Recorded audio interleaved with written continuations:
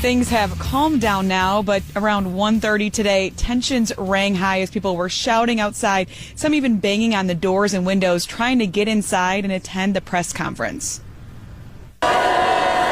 Memorial Day, a day usually marked by somber reflection, took a very different tone in Tennessee today as protesters raised their voices against recent ICE operations across the state. I think that we're not looking for criminals, we're looking for people who look different. Gina says the abrupt shift in immigration enforcement is why she and others showed up to voice their disapproval of Congressman Andy Ogles, who took to the podium in support of ICE, the TBI, and local law enforcement.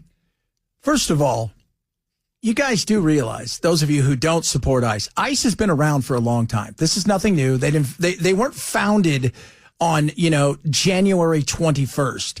It's like, hey, Trump's here. We got new uniforms. We're a new group. That didn't happen. They've been here for a while. And yes, while Obama and I mean, there's always been an enforcement side of border patrol and security. Long before even ICE, there was an enforcement patrol. So this is nothing new. Now, do I think sometimes Andy puts a little mustard on stuff because it's good? Who agrees with me on that? Maybe it's good to get out there and say, look at me, I'm the most of this. This is great because he wants Freddie O'Connell investigated, which I think is going to happen by the sounds of it. And I don't just stand with ICE, I'll stand in front of ICE because we, the people, have had enough.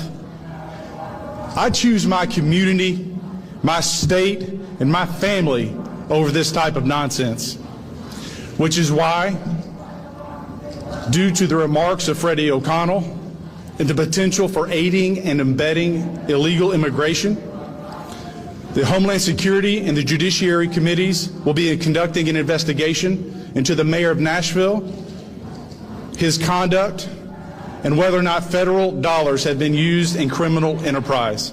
That's right, as you should. If you're using federal dollars, you're using state dollars for certain things. What the hell are you doing?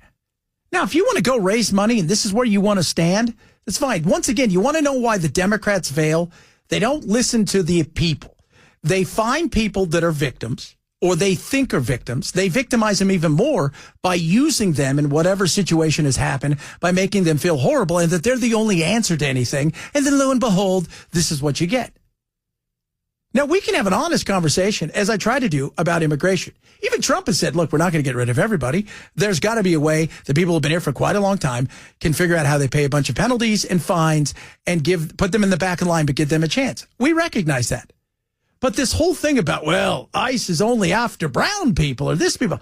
There is a guy in Alabama, and we're going to talk about him a little bit later. His name is Christian Eriksen, which sounds like a European soccer player. He is not.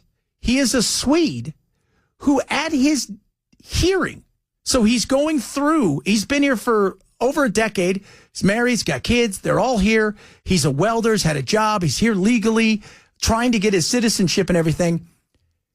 There was a mess up on his paperwork. They took him into custody at one of his citizenship meetings.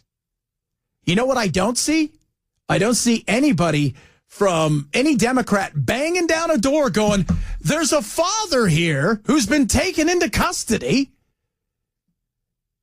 There's a guy here that's not part of MS-13. And what did I say to you guys when this all first started? If it was a Swede, I can guarantee you, or a Dane or a Norwegian or somebody that looks like that they would not do the same thing because it doesn't fit their MO. There's a certain thing they're going for here. Right? And it isn't that white guy that was here, who, by the way, when you hear his story, you're like, oh, that sucks. It was stupid. It's a clerical error, but he's in jail. Right? They took him away in shackles.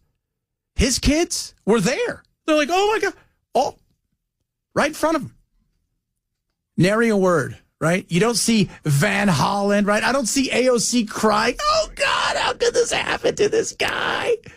Because his name is Christian Eriksen and he looks not like what they're looking for, which, as we all know, is the kind of politics they want to play. So there's a question to be had. And if you're raising money on a GoFundMe and this is what you want to do, Freddie, knock yourself out. if you're harboring and you're doing everything you can to push for everybody to hide people in certain places, you're going up against your own government. What have we done? How the hell did we get here?